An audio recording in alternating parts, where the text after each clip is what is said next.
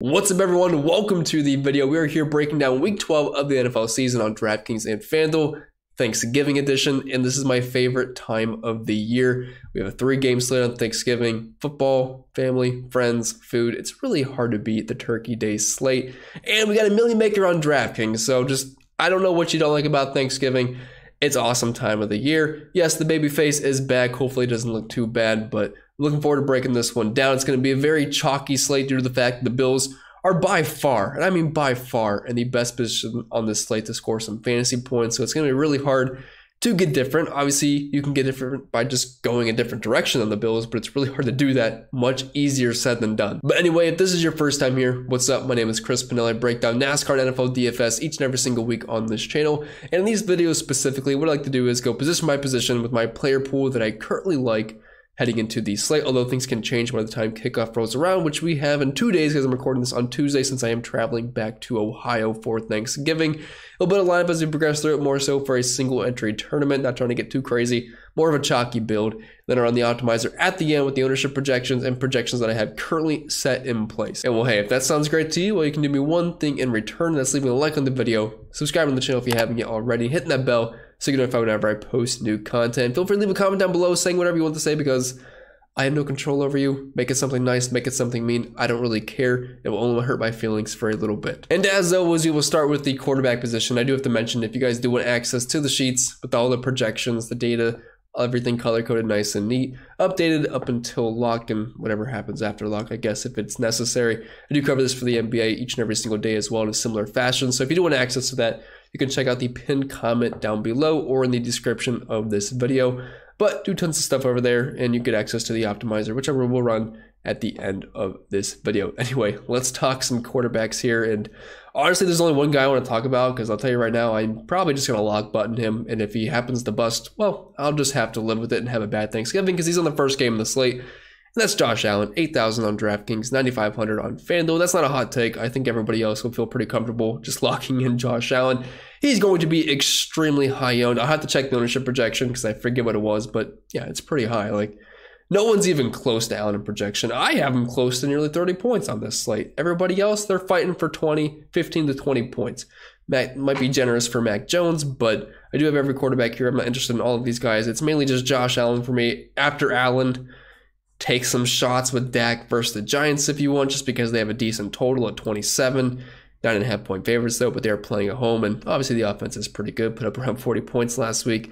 Daniel Jones is fine because he's got some rushing upside. Great game versus Detroit, and as you can see, Josh Allen plays Detroit this week, so Danny Dimes can put up 30 points. I think Josh Allen can certainly do that as well. But anyway, before I get into all of this, let's talk Josh Allen specifically. I know you guys don't need me to tell you to play Josh Allen, but 31.5 point implied team total. This game is by far the best in the slate for points because 53.5 point over under. As you can see, the other ones top out at 44.5.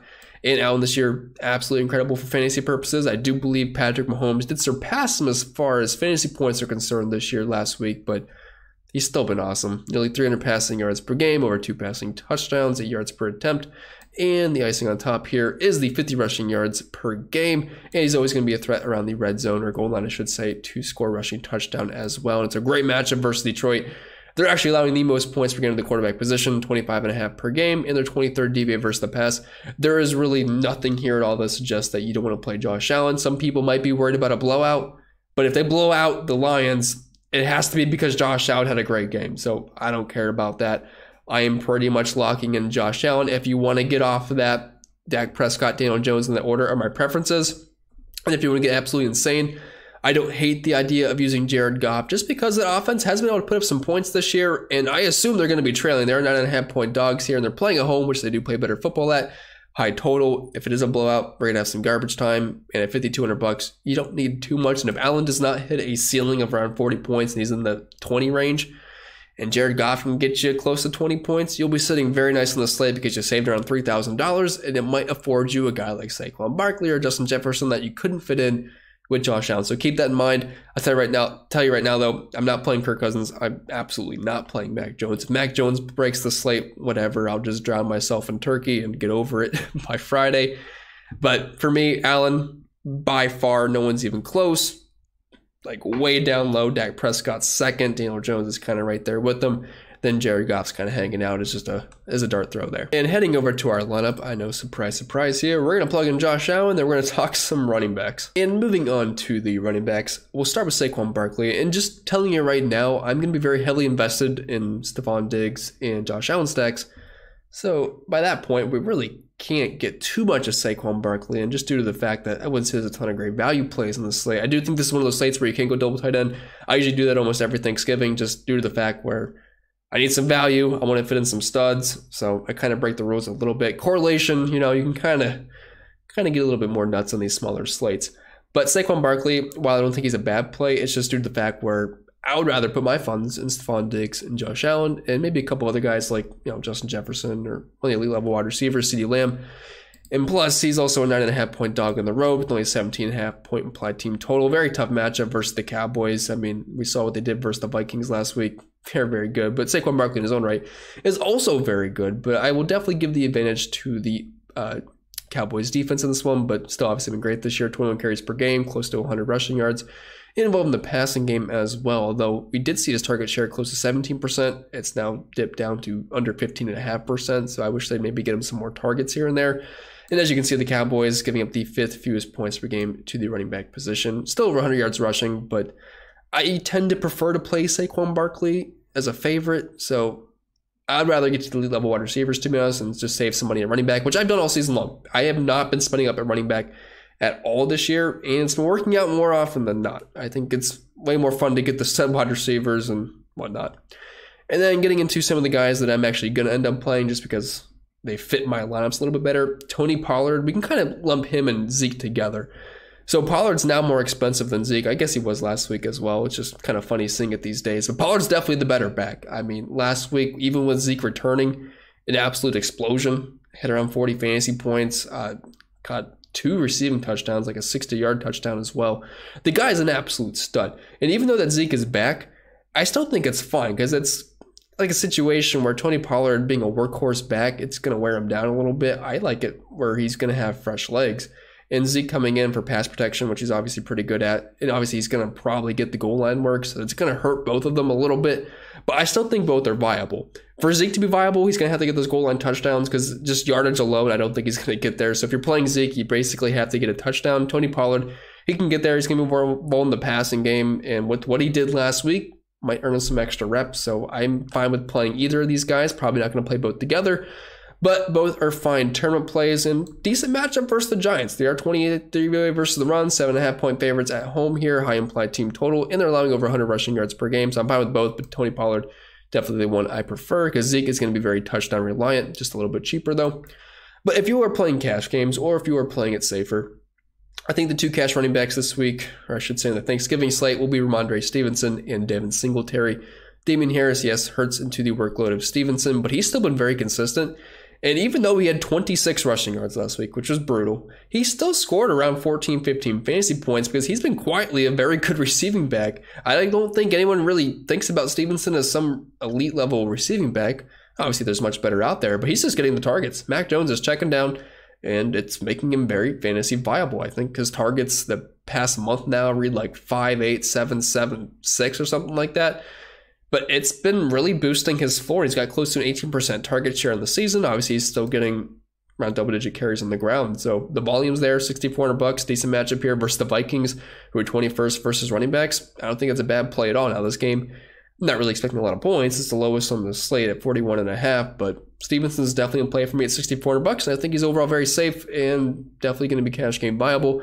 Then the other cash game running back, even though it's not the best correlation in the world to use Singletary with Stephon Diggs and Josh Allen, because I guess they hurt each other a little bit, it's a small slate. I think we can break the rules here, and I definitely want pieces of the Bills offense. So I'll take the RB1, Devin Singletary, $5,700, 31.5 point implied team total, 9.5 point favorite. Besides being a home favorite, he checks almost all the boxes here at around 17, 18 points last week versus Cleveland. If he gets into the end zone, that's kind of what I would expect. And the Lions, 27th DVA versus the run, and bottom half of the league versus fantasy running back. So it's basically just a cheap matchup play here. You're getting the RB1 and the best offense on the slate, who's basically the cheapest of the bunch here. I will take that. And moving back over to our lineup. Like I said, guys, it's a single entry-ish build kind of thing. So we're going to go kind of chalky here.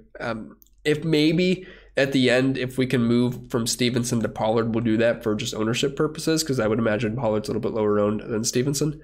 But we're going to plug Stevenson in. We're going to plug in Devin Singletary, and we will move on to some pass catchers. And I basically just left all of them on here because, to be honest, it just comes down to the quarterback I'm using with game stacking, things like that. Obviously, it's a small slate, so you can get a little bit weird.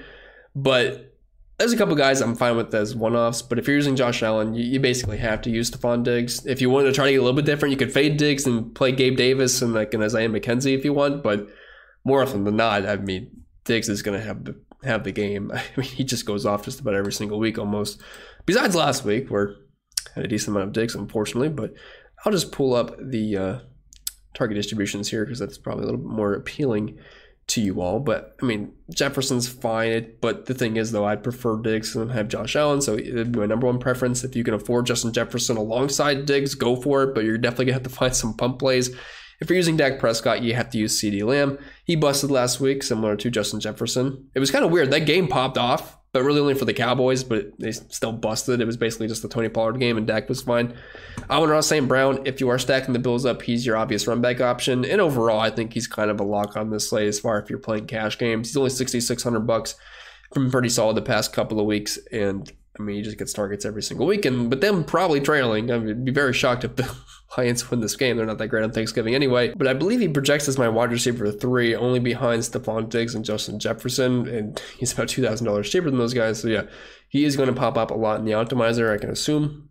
And again, like I said, obvious run back option for the Bills stack, so the correlation is certainly there. And the Bills, I mean, they can be beat by wide receivers. They are 24th versus the position, despite being 7th DVA versus the pass. Gabe Davis is another option with Stephon Diggs, just can be way more hit or miss because the targets aren't nearly as high as they are for Diggs, but the upside is certainly there for him. We saw that a couple times this season. Jacoby Myers, very boring play. He gets the targets though. I mean, 7 targets per game, 25% target share. He's cheap. It's just the Patriots offense is just not a fun time besides Stevenson, so he's there. Just know it's boring. The Giants receiving group is kind of interesting. I don't mind taking some stabs there. Wan'Dale Robinson tore his ACL. David Sills has been a healthy scratch. Maybe we see him play this week because he's dead. But Isaiah Hodgins, I do want to mention him. He might be worth a look. He did play, I believe, over 50% of the snaps last week, had 3 or 4 targets, and he was involved the week prior. So at $3,000, I don't hate the idea of him at 3K. It's not terrible. You can't expect too much, but if he's just on the field playing snaps, and I was with Wan'Dale Robinson playing last week, so adding the fact that he's out, you're left with Darius Slayton, Kenny Golladay, Hodgins, maybe Stills plays. I don't know, but wouldn't really expect much anyway. So Hodgins at 3K. If you need to open up your lineup, it's just something to at least consider because you don't need much at all, and if he just happens to get like 3 catches for 50 yards, well, you are jumping up and down because you nailed the value play. But all these guys, I mean, it really all comes down to your quarterback or how much money you have left. Like Isaiah McKenzie, sure, if you want another option with Josh Allen, but I am not going on my way to play really any of these guys. Richie James, I should have mentioned him when I'm talking about the Giants. He's there too. He is currently questionable, was limited through the walkthrough. I'm assuming he will play. You could play Richie James as well. But James and Hodgins, if you're just looking for pump plays at wide receiver, they should be trailing, and they're both around 3K, and Robinson's out. So if they answer the ball, well, someone's got to catch it. And moving over to our lineup here, we got to pair Josh Allen with Stephon Diggs for obvious reasons. Again, like I said, if you want to try to get away from chalk, you could play Gabe Davis instead. Obviously, playing both is fine, but I really want Stephon Diggs here. I have a very hard time seeing him not pop up versus the Lions. And then I want to run back with a Detroit player, and Amon-Ra St. Brown's the guy that just fits in nicely at only $6,600. Feels a bit too low. I think it should be in the 7K range, so we are getting some decent value there. Now, as you can see, we have eaten up a lot of our money. We are under 4K, but you have to imagine we have some cheap tight ends who should be below 4K if I remember their prices correctly. And the defense, hopefully we can find one in the 2K range. If not, still over 3K. So we should be still at least looking at over 4K for the remaining skill position player spots. And moving on to tight ends, there's really only 3 guys that stood out to me, and it's still not that great. I'd probably just take a couple of the cheap options. And I don't mind going tumble tight end on this slate because they're cheap and these guys do get targets. So it's not a bad way to go. I mean, these guys are more preferable than some of these punt wide receivers. But if you do have some extra money, TJ Hawkinson's got no less than 9 targets each and every single game he's had with the Vikings since being traded from Detroit. Just kind of a gross spot versus New England. I'm trying to avoid this game as much as I can outside of a couple of players, so he's fine. But he's definitely my tight end 1. It's just I don't really want to play him. And then you have Dalton Schultz and Dawson Knox. I imagine these guys are going to be pretty popular. There's cheap tight ends that have good quarterbacks, and they're the highest implied team totals on the slate. So if they just happen to catch a touchdown, you will be happy with the output. Yardage-wise, I mean, these guys are basically offering you just about the same thing. I mean, Schultz, 34 yards per game. Dawson Knox, 34 yards per game, 4.5, 5 targets. Schultz gets more of the target share. I mean, the Bills have more to spread around to, but you're basically just hoping they catch a touchdown. Or if they're just hoping they're not completely relevant. If they get you 3 to 4 catches and 40 yards, I don't think we're complaining too much. Just please don't give us a goose egg or anything like that, which we shouldn't. And Dalton Schultz with Dak has actually been very solid. And then looking at the defenses, like I say, I usually just look at the bottom to top here, although not as many options as usual. So Lions, I can't play the Lions. The Giants, maybe, but I still don't really want to play the Giants. I think the Patriots and the Vikings will probably be the 2 most popular defenses outside of maybe the Bills because they're facing Detroit. But I think people want that game to pop off, so they probably will go to the lower total. Here, Vikings and Patriots, just I wouldn't say the Vikings are boring, but the Patriots are boring. They're slow, as you can see here if you're looking at the pace of play. I mean, the Vikings play fast, but the Patriots, we're talking almost 30 seconds per play. It's not great. So, yeah, I'd probably take the Patriots defense or the Vikings defense. It's probably going to be the one I want to get to the most. Then I don't mind the Bills. And after that, it's just, if you can't pick any of those guys, just pick something random. I don't really care. Hopefully defense doesn't break the slate. All right, so let's finish this lineup off. And please don't copy and paste this, guys. I don't know what I'm building yet. I just want to see what fits with you. This is merely for entertainment and I guess educational purposes. But let's find a tight end. I don't think I'm going to go with the Cowboy wide receiver. And I do want a Cowboy just because they have a high total. So we'll take Schultz. He's been solid with Dak. That's 3,800 left. Let's plug in a defense to see what kind of actual money we have to work with. Since I have Stevenson, I'm not going to use the Vikings defense so we'll plug in the Patriots there. Kirk Cousins in a primetime game. I feel pretty comfortable with the Patriots defense. They've obviously been very good this year. 4,250 for the last couple of spots, so we could go balance per se, or we could go like a stud as in like maybe a 5 to 6K player with a complete pump play. So let's just say we wanted to go with Gabe Davis just to get another Buffalo Bill in. He should be pretty popular at $5,300. And that would leave us with $3,200 left. That's not going to leave us much wiggle room because obviously there's not much to work with. We're just missing out on Dawson Knox. But like I said, if you wanted to go like the Isaiah Hodgins route, that would actually work in this build. Like I said, guys, he's 3K. No Wan'Dale Robinson. You don't need much. 2 targets in week 10, 3 targets in week 11. 6 points, 4 points. Am I expecting fireworks? No, but you don't need fireworks. If you wanted to try to get Dawson Knox in instead of Gabe Davis, that might make things a little bit like if you plugged in Dawson Knox here at $3,500. If you want to go the double tight end route, you plug him in. That leaves you 5K left. You could plug in a Slayton. So if Slayton and Dawson Knox felt more comfortable than Hodgins and Gabe Davis, I would understand that. But a couple ways you can go here, but I don't think that's a bad looking lineup for a small slate like this. And like I mentioned in the beginning, doing it on the optimizer here to see who's popping as of right now. No settings. Keep in mind, if you are someone that does build 150, please make sure you set those up so your lineups are highly correlated. But just kind of running it raw here. And we did get our 152 crunch, and you're going to see a common theme here of a lot of Buffalo Bills. Pulling up the players tab. And again, guys, if you want to access this to build your own lineups and whatnot, link is down below in the description for that. But Allen and Diggs popped in 100% of the lineups, and honestly, I'm not too surprised.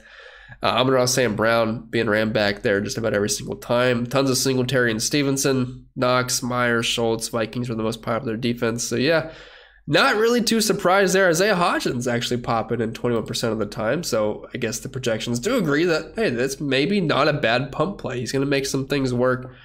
And like I said, with my builds, if I'm going to be so heavy on Allen and Stephon Diggs, it's just not going to put in that much Saquon Barkley. He's actually only showing up around 3% of the time. Now, that's probably a little bit too low.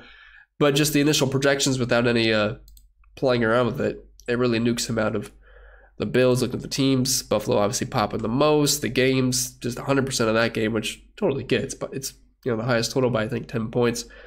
So if you guys do want to access this to build your own, like I said, link down below. But as of right now, there's kind of like a dry run on Tuesday. But with that being said, guys, I think that'll be it for the video. So I hope you did enjoy. And if you did, make sure you leave a like down below. Subscribe to the channel if you haven't yet done so. And I'll see you all next time. I'll be posting a prize picks video if you want to check that out, I think on Wednesday morning. Oh, and before I forget, happy Thanksgiving as well.